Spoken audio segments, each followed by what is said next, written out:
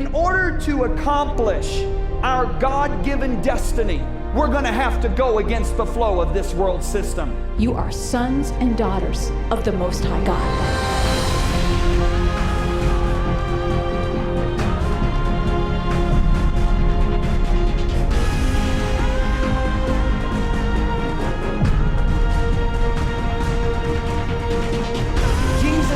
Let your light shine so that men may see your good works. We are to be the light in a dark world. It says we will not all sleep, but we all be changed. And that word change means to alter, transform, or revolutionize.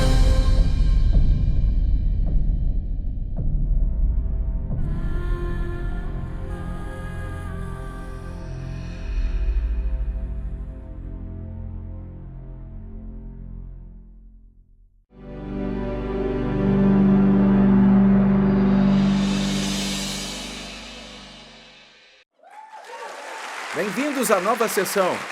Vamos continuar a partir do que estávamos falando. Deixa eu só revisar alguns pontos que eu falei. Jesus disse que foi para o nosso bem que ele partiu. E por quê? Porque se ele não partisse, o Espírito Santo não viria. Se Jesus tivesse ficado, nós teríamos que pegar um avião para Israel, entrar na fila e talvez demorar meses para falar com ele. E com o Espírito Santo podemos falar com ele todos os dias. Por essa razão, o apóstolo Paulo declarou: a graça do Senhor Jesus Cristo, o amor de Deus, a comunhão do Espírito Santo seja com todos vocês. Comunhão é a palavra grega koinonia, que significa companheirismo, amizade, comunicação, intimidade, compartilhar, relação social, parceria, participação conjunta e associação íntima. Estamos dividindo essa lista em 3 categorias diferentes. A categoria número 1 é companheirismo, a número 2 é parceria e a terceira que eu quero abordar nessa sessão é intimidade. Primeiro, companheirismo. Companheirismo significa relacionamento amigável, amizade, compartilhar algo.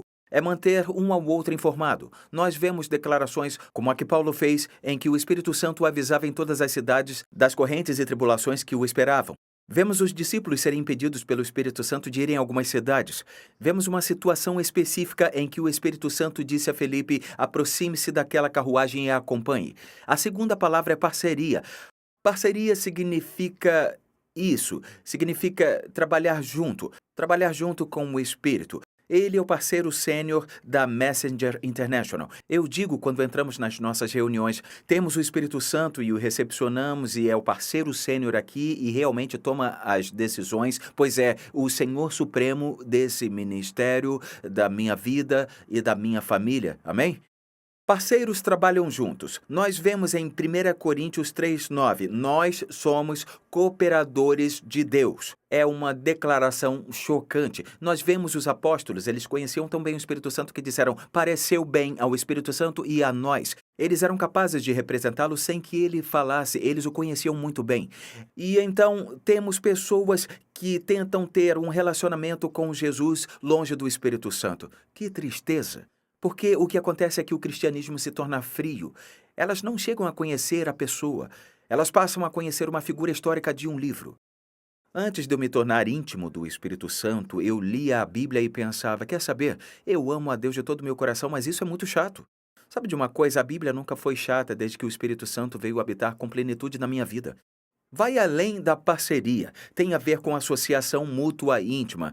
Eu falei sobre a Lisa e eu. Nós somos mutuamente associados. Eu adoro o fato de que quando as pessoas ouvem John Bevere, elas pensam em Lisa Bevere. Quando ouvem Lisa Bevere, pensam em John Bevere. Assim como quando você ouve Ringo, pensa em Paul McCartney e nos Beatles. Assim como quando pensa no Curry, pensa no Moe e qual é o nome do cara? Larry. Larry. Eu estou falando de associação mútua íntima. Quando você se comunica com o Espírito Santo e tem parceria com ele, o que acontece é que as pessoas podem enxergar a parceria que você tem com ele. Existem ministros do Evangelho. Eu tenho que dizer, eu os vejo e percebo que existe uma parceria verdadeira com o Espírito Santo. Você pode sentir a presença dele. Temos feito uma coisa na igreja com a qual eu estou muito preocupado, que é a seguinte: temos substituído a presença por atmosfera. Eu acredito que precisamos de grandes atmosferas em nossos cultos. Eu acredito que, nos últimos 10 anos, eu acredito que Deus tem se agradado. Eu me agrado muito com as atmosferas que nós criamos com as luzes, a fumaça e a adoração. Mas sabe de uma coisa? Eu tenho visto alguns líderes se conformando com a atmosfera em detrimento da presença. Eu digo, vamos ter a atmosfera, mas vamos ter a presença. Amém? Eu realmente não gosto de ir a um culto ou sair de um culto sem que as pessoas sintam e percebam a presença manifesta de Jesus Cristo. E quem é que faz isso? O Espírito Santo. Há uma parte das Escrituras que diz: Eu me manifestarei a vocês. E como ele faz isso? Ele está à direita de Deus através do Espírito de Jesus Cristo. Alguém diz amém? Amém. Então existe uma associação. E agora chegamos à intimidade. Começamos a falar sobre intimidade, que a intimidade só pode ser desenvolvida através de companheirismo, aquilo que falamos primeiro. Mas isso vai além de companheirismo. Tem a ver com compartilhar nosso pensamento, os desejos do nosso coração. Eu acredito que podemos ter um relacionamento com o Espírito Santo em que desejamos o que ele deseja, em que podemos ir em intimidade em segredos e pensamentos. Deus tem segredos e ele os compartilha com seus amigos próximos e íntimos. Quando você desenvolve a amizade com o Espírito Santo, Deus então começa a revelar seus segredos. É por isso que eu anseio, é por isso que eu anelo. Tudo se resume à amizade. Esse é o objetivo da comunicação, do companheirismo. O Espírito de Deus deseja ser o seu grande amigo. Ele anseia pelo seu companheirismo. O apóstolo Tiago faz essa declaração em Tiago 4, versículo 5. O Espírito que ele fez habitar em nós tem fortes ciúmes. Pelo que ele anseia? Ele anseia pela minha e pela sua íntima comunicação. Anseia por nós até o ciúme. Até o ciúme significa que ele não vai tolerar amantes. E se você ler Tiago capítulo 4, ele está falando sobre quem quer ser amigo do mundo. O que é o mundo? O mundo busca a luxúria da carne, a luxúria dos olhos e o orgulho da vida. O que é o orgulho da vida? É o status. Você vê o mundo está sempre atrás de status, de posição. Esse é o orgulho da vida. O mundo busca essas coisas. Se você busca essas coisas que o mundo gosta, o que acontece é que você coloca uma inimizade entre você e aquele que quer ser seu melhor amigo. É isso que o deixa em silêncio. É o que suprime a sua voz. É isso que eu queria falar. Você está comigo? Então ele tem ciúme de nós. Ele quer você. Como um homem não iria querer que a sua mulher dormisse com outros caras pela cidade e voltasse para casa esperando que seu marido a tratasse com intimidade, você entendeu? Então o Espírito Santo não terá intimidade conosco se nós estivermos flertando com o mundo. Vocês entenderam? Nós devemos ir ao mundo, mas não ser do mundo. Pode acreditar, Jesus ia para as festas da máfia. Ele deixava até que as prostitutas o seguissem. Ele ia a alguns lugares bem pesados, mas ele não ia lá para fazer parte do que eles buscavam. Ele ia lá para alcançá-los. E aí, estão comigo? Sim. Então, quando tem a ver com intimidade, nós descobrimos em uma das sessões, nós descobrimos que o Espírito Santo, se nós tivermos que analisar isso, ele é poderoso como um guerreiro, mas também carrega alguns dos aspectos femininos. Eu não estou dizendo que o Espírito Santo é uma mulher, eu nunca disse isso. Ele não é uma deusa. No entanto, pode ser entristecido. Ele é o consolador, assim como as mulheres. Se uma criança se machuca, ela corre para a mãe primeiro. É aquele que o pai e o filho, protegendo, dizem: não digam nada contra ele, senão estão ferrados. Assim como o marido diz: se você falar contra minha esposa, você está ferrado. Você está comigo? Então, em relação a ele, intimamente, quando entendemos, sim, ele é gentil em comunhão e companheirismo, mas é poderoso em sua manifestação. Quando vamos ao nosso cantinho de oração e temos comunhão com ele, devemos pensar que estamos lidando com um membro compassivo da Trindade, aquele que é sensível e pode ser facilmente entristecido. Então, compreenda a personalidade dele quando você entrar lá para ter comunhão com ele. Então, mais uma vez, eu não estou dizendo que ele é feminino. Agora, um último segredo que eu tenho aprendido a respeito de intimidade com o Espírito Santo é o seguinte: se não conversar com ele, ele ficará em silêncio. Sabe uma coisa que eu tenho percebido? Eu tenho viajado a igrejas por 24 anos. Quando o motorista me busca, se eu vou a uma igreja boa, onde eles têm formado bons trabalhadores, você sabia que a pessoa que me busca, ela é treinada? E sabe qual é a coisa que ela é treinada a fazer? Não conversar comigo. O líder dela diz: não fale com ele, a menos que ele fale com você. Você está entendendo? Eu já entrei em muitos carros e eu faço isso de propósito. Eu começo a perguntar ao motorista sobre a sua família, sobre a igreja, há quanto tempo ele está lá. Porque eu percebo que esses caras não vão falar comigo se eu não disser nada. Eu posso sentar ali, abrir meu laptop, escrever meus e-mails e tudo mais, e eles não vão falar nada porque eles são treinados. Eu tenho visto que o Espírito Santo é um pouco assim. Ele não vai se engajar numa conversa com você, a menos que seja uma questão urgente de Jesus, como: olha, tem 3 homens lá esperando por você, desça até lá. Ou eu quero que se aproxime daquela carruagem, ok? Mas, se você não se engaja numa conversa com ele, ele permanece em silêncio. Ele está esperando você iniciar uma conversa. É por isso que existem alguns cristãos com quem o Espírito está em silêncio. E aí diz: por que Deus não fala comigo? Você está conversando com ele, entendeu a personalidade dele? Você percebe que está falando com a terceira pessoa da Trindade. Sim, são um só, mas são separados. Não se confunda. Está acompanhando? É verdade. Então, converse com ele. Você ficará impressionado como ele responderá quando você falar com ele. Você entendeu? É por isso que muitas pessoas dizem: ai, Deus não fala comigo, ele não fala comigo há semanas, há anos. Por quê? Porque não se engajam. É como aqueles motoristas. Não vão dizer nada. Olham para mim, são treinados e dizem: muito bem, o culto é às 7, vamos buscar o Senhor às 6h25. Sabem que tem que falar isso para mim. Mas se você não se engajar numa conversa, não vão dizer nada. Eu, como preletor, eu tenho que fazer questão de falar com as pessoas que vão me buscar. A Lisa faz a mesma coisa. Sabem por quê? Porque eu vou aos lugares e as pessoas dizem: sua esposa é maravilhosa e por aí vai. Ela conversou comigo, ela fez me sentir a pessoa mais importante do mundo. E querem saber: essa é minha esposa. Ela faz você se sentir em casa. Agora, Jesus continua sua instrução aos discípulos na última ceia. E ouça o que ele diz. É aqui que a coisa fica muito boa. Ele disse: olha, eu tenho ainda muito para lhes dizer, mas vocês não podem suportar agora. Peraí, ele está olhando para aqueles caras e dizendo: eu tenho muito para lhes dizer, mas vocês não podem suportar agora. Isso chama a minha atenção, coloca os sensores do meu radar em alerta. Quando o Espírito da Verdade vier, ok? Ele os guiará a toda a verdade. Então é o seguinte: há coisas que eu quero falar e não posso, mas quando o Espírito da Verdade vier, ele falará. Você entendeu isso? Ele não vai apresentar suas próprias ideias. Ele dirá aquilo que já ouviu. Ele falará sobre o futuro. Ele me glorificará porque receberá do que é meu e o tornará conhecido a vocês. Tudo o que pertence ao Pai é meu. Por isso que eu disse que o Espírito receberá do que é meu e tornará conhecido a vocês. Lembre-se, Jesus disse que era para o nosso bem. Todos digam bem. Bem. Foi por isso que ele partiu. É para o bem de vocês que eu vou embora. Tá bom? Agora, nós vemos o benefício contínuo disso nas palavras que acabei de ler. Tinha muita coisa que ele queria revelar aos discípulos, mas não podia. Mas depois ele disse: quando o Espírito da Verdade vier. Então, se você lembra, depois que Jesus ressuscitou dos mortos, 10 dos discípulos estavam numa sala com as portas trancadas. E, bum! Ele apareceu. Agora lembre-se, ele não é um espírito. Pois ele disse: toquem-me, um espírito não tem carne e osso como eu tenho. Mas atravessou uma parede. Isso é muito legal. Significa que vamos andar através das paredes com o nosso corpo glorificado, ok? Então, os discípulos ficaram impressionados. E Tomé não estava lá.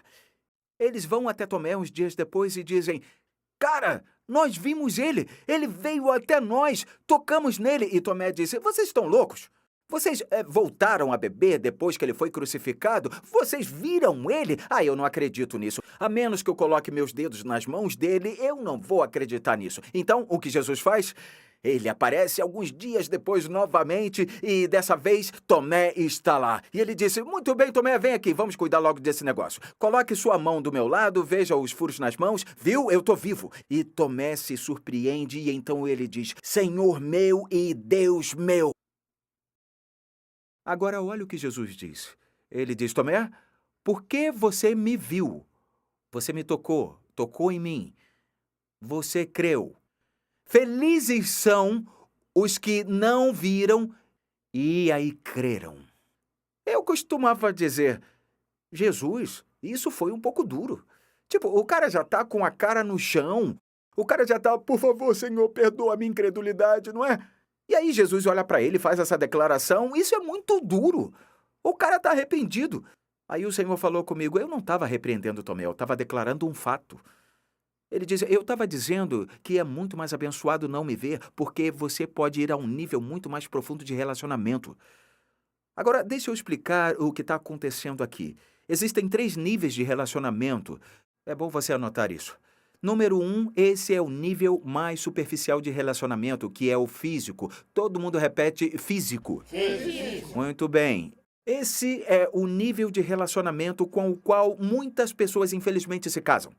Ela tem um corpão, ele também tem um corpão e ignoram todo o restante. Nós não nos damos bem. Eu sei que nós não conversamos sobre muitas coisas, mas eu preciso dessa garota. E então eles se casam. Então eles se casam no nível físico, não é?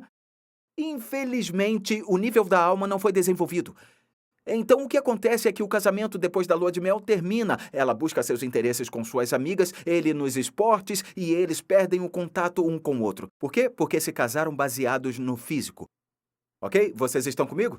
Sim. Ok. O próximo nível acima, eu já mencionei, é a alma, ou a personalidade de uma pessoa.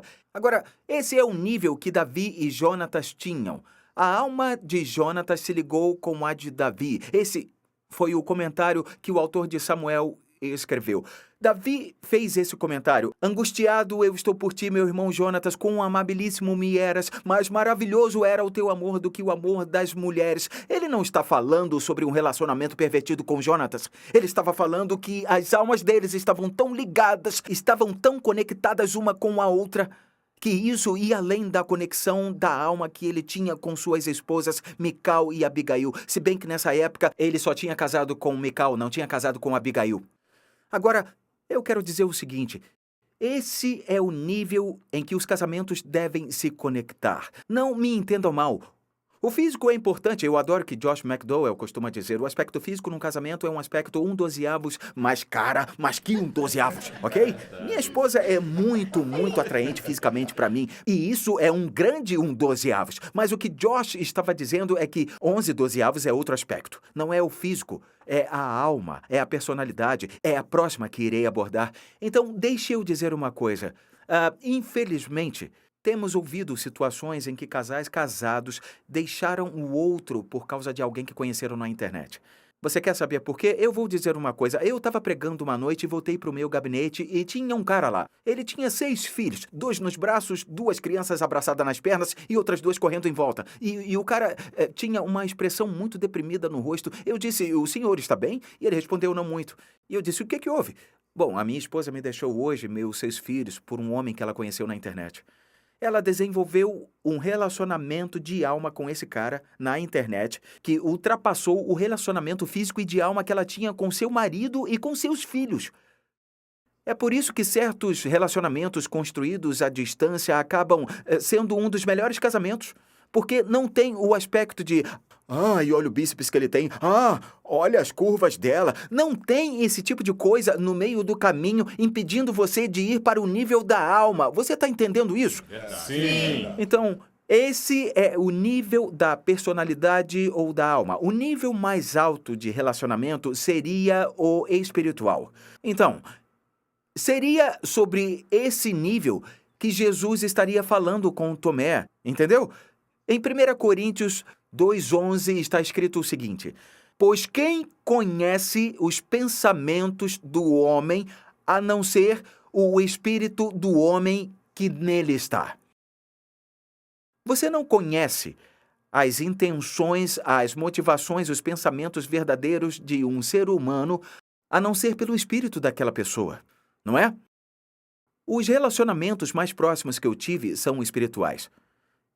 Então, eu não recebi isso no início da caminhada. Houve pessoas com quem eu fiquei mais próximo do que com a Lisa. Eu me lembro que no início do casamento houve um rapaz que eu orava com ele, falava da palavra de Deus com ele, e houve vezes em que eu comecei a ouvi-lo mais do que ouvir a minha própria esposa. Burrice, burrice, burrice, burrice, tá bom? Ok? Então, depois que Deus me revelou o quanto isso era errado e eu saí fora disso, eu percebi que tinha que ficar mais próximo dela. Lisa e eu comemoramos semana passada nosso 30º aniversário. E meus momentos favoritos com a Lisa foram nós 2 sentados à beira da piscina, conversando sobre a palavra de Deus, sobre esse material aqui.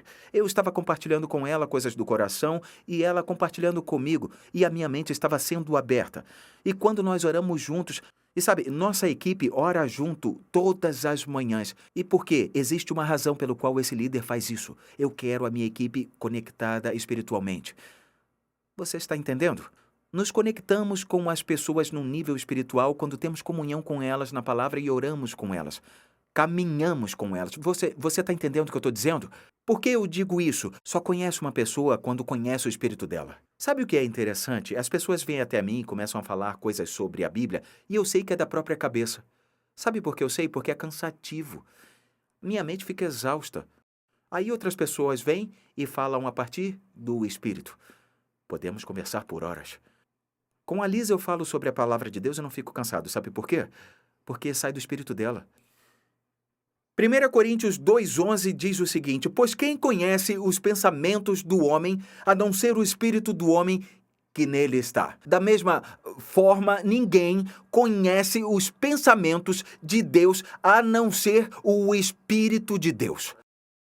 Então, assim como conhecer o espírito de uma pessoa, ele está dizendo agora, como você acha que vai conhecer a Deus sem conhecer o espírito? Só se conhece os pensamentos de Deus se conhecer o Espírito de Deus. Então ele continua dizendo que não recebemos o Espírito do mundo, mas recebemos o Espírito de Deus para que possamos conhecer as coisas profundas de Deus.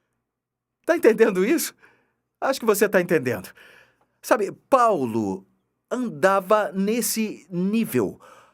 Paulo fez uma declaração. Ele disse: irmãos, quero que saibam que o evangelho por mim anunciado não é de origem humana. Eu não recebi de pessoa alguma, eu recebi de Jesus Cristo por revelação. Ele recebeu do Espírito de Deus. Pois é. Então, Paulo vai a essa profundidade de revelação com Jesus. E é tão profunda que Pedro finalmente escreve uma carta no final da sua vida. E ele diz, esse cara, Paulo, ele conhece Jesus tão bem, tão profundamente, que eu não consigo entender o que ele escreve. Eu vou ler para vocês. 2 Pedro 3, 15 e 16. O nosso amado irmão Paulo lhes escreveu com a sabedoria que Deus lhe deu, e ele escreveu da mesma forma em todas as suas cartas, falando nelas destes assuntos. Suas cartas contêm coisas difíceis de entender. O que está acontecendo aqui? Provavelmente Pedro ainda está se referindo a quando ele andava com Jesus nas praias da Galileia, quando ele estava com Jesus fisicamente, que ele alimentou os 5.000. Ele continua se lembrando disso, e isso, na verdade, o impede de ir mais fundo. Jesus disse que você é mais abençoado se você não ver. Ou seja, você pode ir mais profundo comigo se nos conectarmos num nível espiritual mais do que me vendo fisicamente. Então, Deus, em sua sabedoria, sabe o que ele fez? Ele disse, eu entendo a carne. Agora, não me entenda mal, um dia nós teremos um corpo espiritual. Esse corpo espiritual será redimido. Você sabia que seu corpo físico agora mesmo não é redimível? Seu espírito é redimível, é a imagem e semelhança de Jesus. Sua alma está sendo redimida, ela está no processo de ser transformada agora. Seu corpo físico não é redimível. Você não fica entediado com as coisas? Compra um carro novinho, uma semana depois ele deixa de ser novo. Por quê? Porque o físico se cansa. O físico não pode ir no profundo, não é? Então Deus diz, eu não estou me revelando a eles fisicamente. Eu mostrarei a eles coisas profundas de Deus através do meu espírito para que eles possam me conhecer realmente. Então Deus diz, eu terei um relacionamento à distância com vocês. Para que possam verdadeiramente conhecer meu coração, para que quando chegar o casamento tenhamos um bom casamento. Pois lembrem-se que eu disse que os melhores casamentos são aqueles que começam com um relacionamento à distância.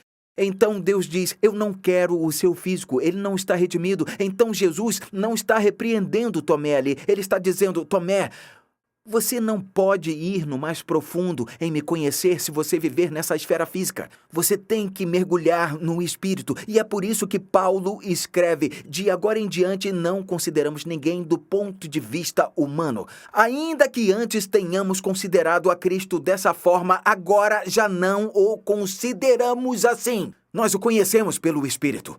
O Espírito do Deus vivo. Por quê? Porque Paulo diz, o Espírito sonda todas as coisas, até mesmo as coisas mais profundas de Deus. Pois quem dentre os homens conhece os pensamentos do homem, a não ser o Espírito do homem que está nele? Da mesma forma, ninguém conhece as coisas de Deus, a não ser o Espírito de Deus. Nós, porém, não recebemos o Espírito do mundo, mas o Espírito procedente de Deus, para que entendamos as coisas que Deus nos tem dado gratuitamente, os segredos íntimos do coração dele, etc, e etc, e etc. Então, se você quer um relacionamento profundo com Deus, eu não estou falando de algo esquisito, fantasmagórico, eu estou falando de conhecer a Deus verdadeiramente. Você tem que conhecê-lo através do Espírito dele, porque ninguém conhece os pensamentos de um homem a não ser o Espírito do homem, e ninguém conhece os pensamentos de Deus a não ser o Espírito de Deus.